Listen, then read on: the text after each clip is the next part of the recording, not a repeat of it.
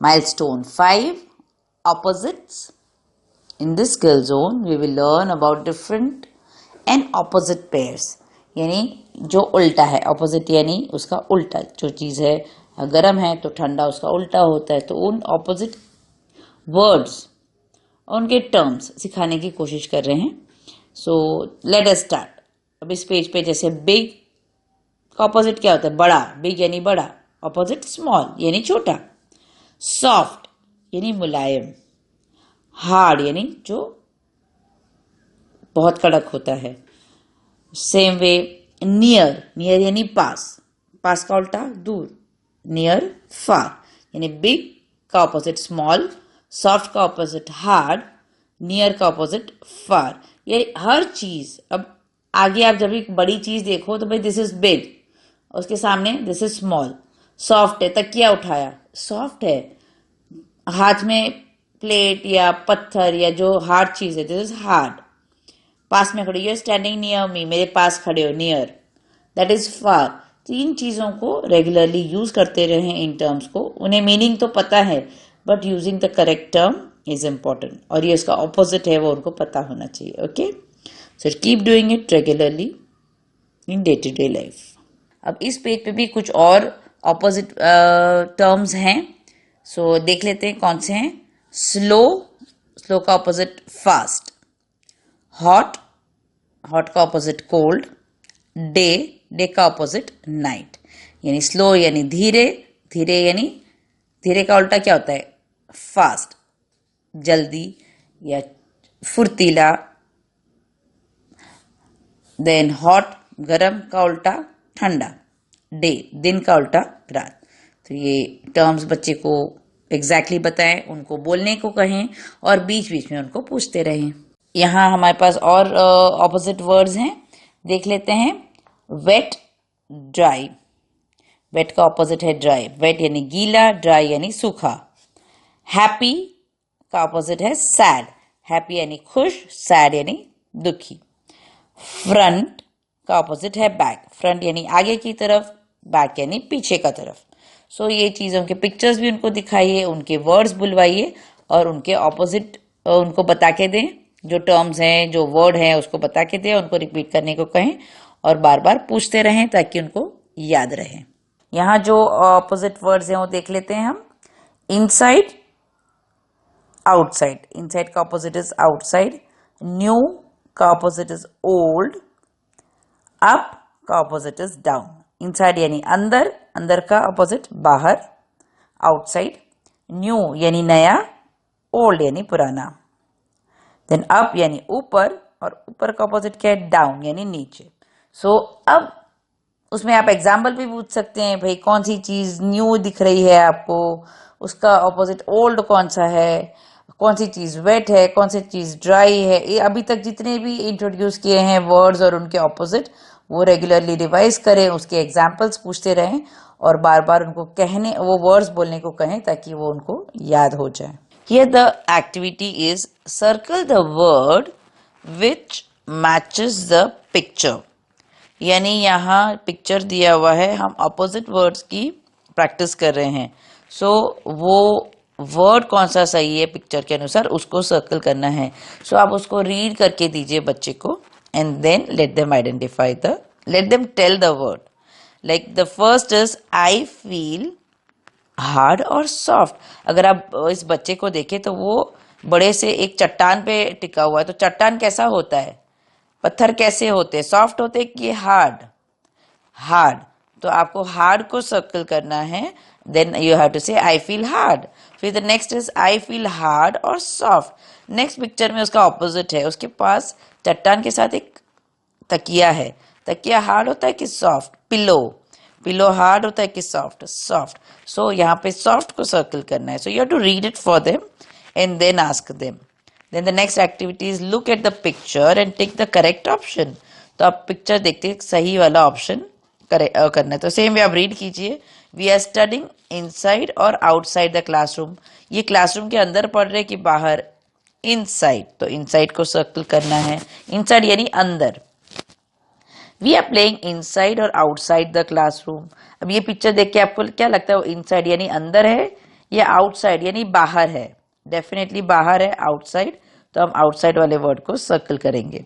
Now the next activity is complete the sentence if we, यानी यहाँ जो है ऑप्शंस दिए हुए सही ऑप्शन पिक करके ब्लैंक में लिखना है. So if we go out in rain we get wet और ड्राई. हम जब बारिश में जाते हैं तो हम क्या होते हैं, वेट यानी गीला, ड्राई यानी सूखे. तो जब बारिश में भीगेंगे तो क्या होगा, वेट. तो यहाँ हमें वर्ड लिखना है wet. After washing clothes we dash them, wet them और ड्राई देम, यानी कपड़े धोने के बाद हम क्या करते हैं, उनको गीला करते हैं या सुखाते हैं, सुखाते हैं. तो here we are going to put dry. So इस तरह से रीड कीजिए, उनको एक्सप्लेन कीजिए, उनके पास वो चीज आसपास हो तो उसको डेमोन्स्ट्रेट कीजिए and then complete this activity. तो थोड़ा टाइम लगेगा बट मेक इट वेरी, उनको एक्सप्लेन करके पिक्चर को ऑब्जर्व करने की उनको आदत पड़ जाए, ऐसी हम प्रैक्टिस इस एक्टिविटी में हम देंगे. Here the activity is observe the picture and write the missing word in the sentence. So यहाँ पिक्चर को सबसे पहले देखना है, उसको समझना है और उसके अनुसार हम उसमें वर्ड लिखेंगे. अगेन हम ऑपोजिट वर्ड्स की ही प्रैक्टिस कर रहे हैं. सो दोनों ऑप्शंस दिए हुए, जो करेक्ट होगा उसमें डालना है हमें. So the cat is dash the table. अब ये कैट कहाँ है, टेबल के ऊपर है या नीचे, नीचे है, राइट. सो अब यहाँ कौन से वर्ड दिए, ओवर एंड अंडर. ओवर यानी ऊपर, अंडर यानी नीचे, तो कौन सा वर्ड आएगा यहाँ, अंडर. तो इस तरह से बोल के समझा के फिर आपको ऑप्शन पिक करना है, बच्चे को इन्वॉल्व करते हुए. Now the next picture is the bridge is passing dash the river. अब आप रिवर देख रहे हैं, तो ब्रिज कहाँ होता है, रिवर के ऊपर होता है कि नीचे, ऊपर होता है, राइट. तो ओवर या अंडर, ओवर यानी ऊपर, अंडर यानी नीचे, तो ओवर लिखेंगे यहाँ पे. Right the next activity is look at the picture and tick the correct option.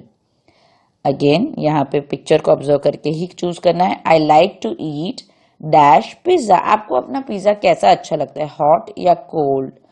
हम पिज्जा तो हॉट खाते हैं, वरना कोल्ड होने के बाद तो मजा नहीं आता, तो हॉट हम यहाँ लिखेंगे. I like to eat dash ice cream. Ice cream कैसी होती है, हॉट या कोल्ड, कोल्ड. तो इस ब्लैंक में हमें कोल्ड लिखना है. Okay, then the next is complete the sentence. The jug is full और एम्प्टी. फुल यानी भरा हुआ, एम्प्टी यानी खाली. तो ये जग फुल है कि एम्प्टी, फुल. तो FULL फुल यहाँ लिखेंगे. Then the next is the jug is, अब ये वाला जग कैसा है, फुल या एम्प्टी, एम्प्टी. तो EMPTY जो एम्प्टी है वो इस ब्लैंक में लिखेंगे. अब यहाँ बच्चे इन ऑपोजिट्स पिक्चर को देख के ऑपोजिट्स को आइडेंटिफाई करे, वो है ऑब्जेक्टिव. अगर वो खुद अच्छे से लिख लेते हैं तो अच्छा है, अदरवाइज आप उनको एक स्लेट में बड़े हैंडराइटिंग में लिख के बताए कि आपको इसको इस ब्लैंक में कॉपी कर रहा है. जैसे भी लिखे, उनके हैंडराइटिंग पे फोकस नहीं करना है, उनके अंडरस्टैंडिंग पे करना है, वो ऑपोजिट वर्ड्स को पहचानते हैं कि नहीं. Okay, so read it, explain it, discuss it and then complete the activity. Tell your teacher and write, यानी आप अपने टीचर को बताएं और फिर लिखिए. ये क्लासरूम एक्टिविटी है. Write the name of your friend sitting to your left. जो आपके लेफ्ट में बैठे हैं उस फ्रेंड का नाम लिखिए. And write the name of your friend sitting to your right. जो राइट में बैठे हैं उनका नाम लिखिए, यानी ए में आपके लेफ्ट में जो बैठे हैं उनका नाम लिखना है और बी में जो आपके राइट में बैठे हैं. यानी इस एक्टिविटी के थ्रू हम लेफ्ट और राइट समझाने की कोशिश कर रहे हैं. अब यहाँ अगर क्लासरूम सिचुएशन है तो ऑफकोर्स उनके फ्रेंड्स होंगे. अगर हम घर पे हैं तो एक काम करें, ये काम कराने से पहले उनके आजू बाजू 2 जन बैठ जाएं और फिर उनसे पूछे भाई आपके राइट में कौन बैठा है. तो मम्मी पापा दादा दादी भाई बहन जो भी हो बैठे हो, हाँ, तो उनका नाम पूछो, फिर उनका स्पेलिंग पूछो और लिखो. तो इस तरह से इस एक्टिविटी को कराइए. अगर स्कूल में है तो फ्रेंड्स के साथ करेंगे और घर पे हैं तो मम्मी पापा या जो भी घर में अवेलेबल है उनके साथ इस एक्टिविटी को कंप्लीट कराइए. The activity is observe the picture and write the correct answer. So यहाँ पे वही ऑपोजिट वर्ड्स की ही हम प्रैक्टिस कंटिन्यू कर रहे हैं. तो यहाँ जो 2 ऑपोजिट्स हैं, above, below and far and near, ये दोनों ऑपोजिट्स की प्रैक्टिस हो रही है. उसमें आप देख लें. अब ये आप प्लेन के 2 पिक्चर हैं, वो बच्चे को पहले ऑब्जर्व करने को कहिए, फिर ये स्टेटमेंट रीड कीजिए.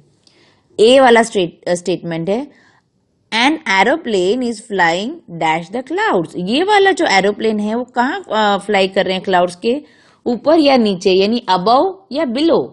सो ए वाला एरोप्लेन इज बिलो, तो वहां बिलो लिखिए।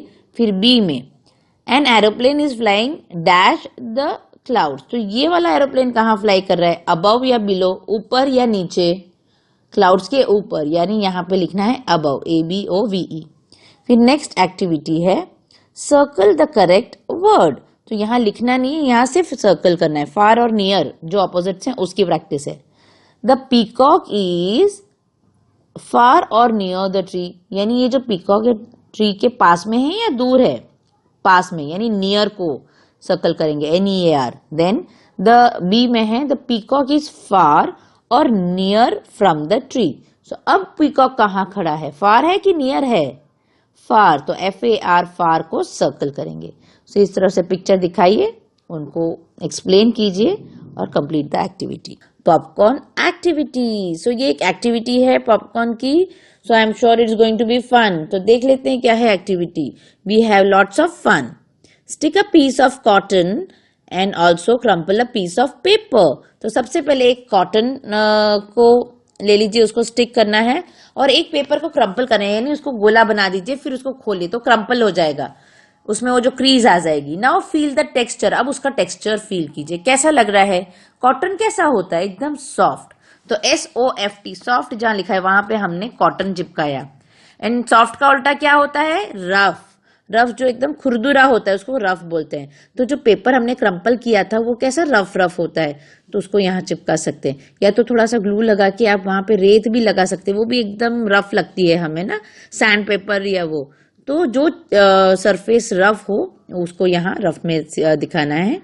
तो आप जहां भी आसपास सॉफ्ट और रफ दिखे आप उनको याद कराते रहिए। Now dab cotton in water, it is wet, this will tell you wet and dry. Touch your mama's teacup with hot tea in it. Then touch ice. This is hot and cold. Now run fast, then slow. So और activities है wet और जो dry के लिए सबसे पहले cotton को गीला कीजिए तो वो हो जाता है wet. And then this will tell about wet and dry. जो पहले dry था पानी में डाला तो wet हो गया।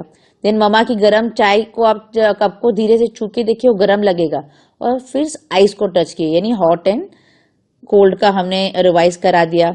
और फिर फास्ट दौड़ने को कहिए, बोलिए रनिंग फास्ट, फास्ट का ऑपोजिट क्या होगा, स्लो। अब धीरे धीरे दौड़िए, लाइकवाइज। सो सब एक्टिविटी के थ्रू हम ये जो ऑपोजिट्स को रिवाइज कराएंगे।